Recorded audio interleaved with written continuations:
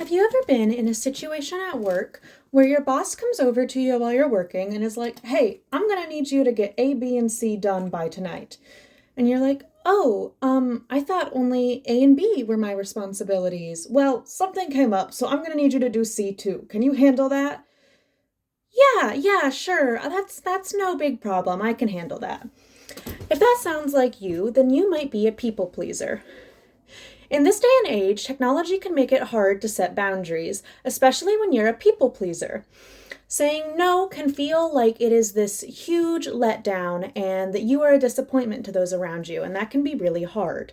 When you mix that with technology and constantly being around and reachable, along with mental health, it can be really hard to advocate yourself if you have low boundaries. So, what can you do about this? My name is Susanna, and I am a people pleaser who has uh, low boundaries. Um, Recognizing the fact that you're a people pleaser and how to fix it can be really important because while it is not a totally bad thing to be a people pleaser, as it does mean that you can help people out and you are someone who is typically going to help out with the team and get along with people, it can also put a lot of pressure on yourself.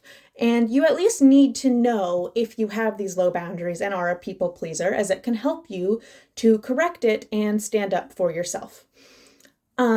So some of the main things that can mix in with people pleasing are if technology can make it very hard to get some space in this day and age, so you can always be easy to reach out to.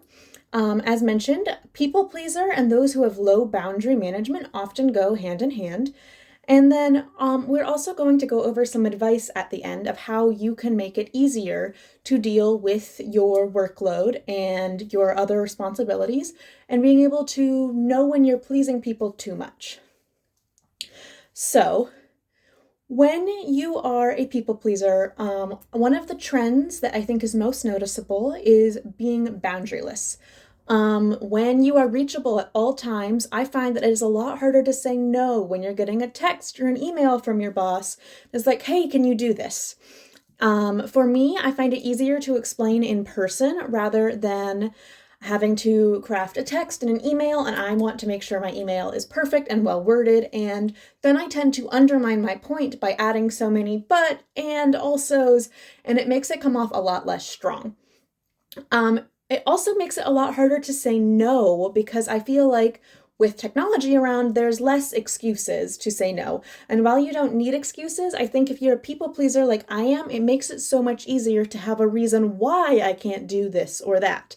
And this sort of psychological control makes it really hard to feel like you are in control. You technically do have the ability to say no, but the technology all around you makes me feel like you need to say yes. You have to help out.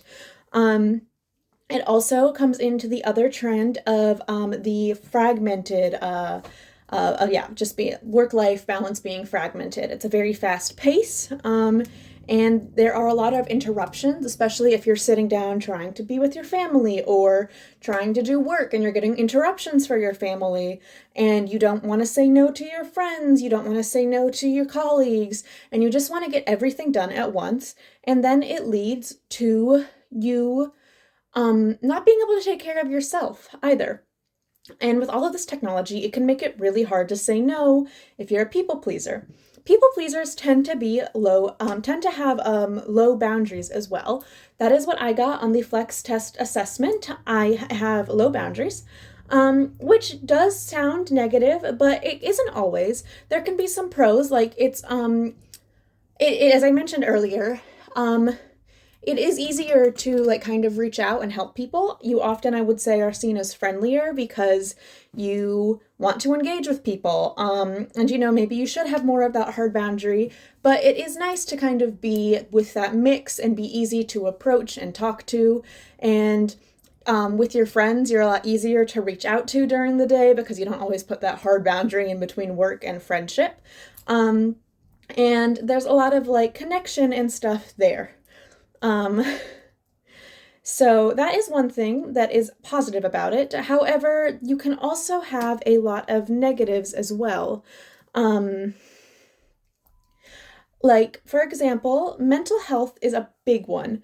According to All Points North, which is a counseling service, in an article they released in 2004 and 2024, there are a lot of connections to people pleasing and mental health, actually. So it can help make that worse. It can lead to depression and stress and burnout as well. Um, and so, what do you do when you feel like you can't say no and all of that is culminating together? Well, according to Anchored in Hope, another counseling service and this was also released in 2024, there are a couple things that you can do. The biggest thing gonna want to do is you want to start small. Okay, it's really important to build up your confidence and teach yourself that you are going to be able to do this. When you say no to little requests and you see that people don't have a negative reaction, it's easier to take that big step up to saying no to something that you really can't do. And it is okay to not be able to have the mental energy to do that. Um, starting small and being clear. That's the other thing that's really important. So, mental health and technology can make saying no feel really hard in this world when all you want to do is people please and make sure that everybody is happy. So, what do you do when you feel that way? Is there anything you can do? If you start small and say no, communicate clearly, that'll often lead to you being able to take a step back and care for yourself and your mental health, something which is just as important. And I know it's hard with technology and when you don't have high boundaries, but taking these steps is really important for you and your well being.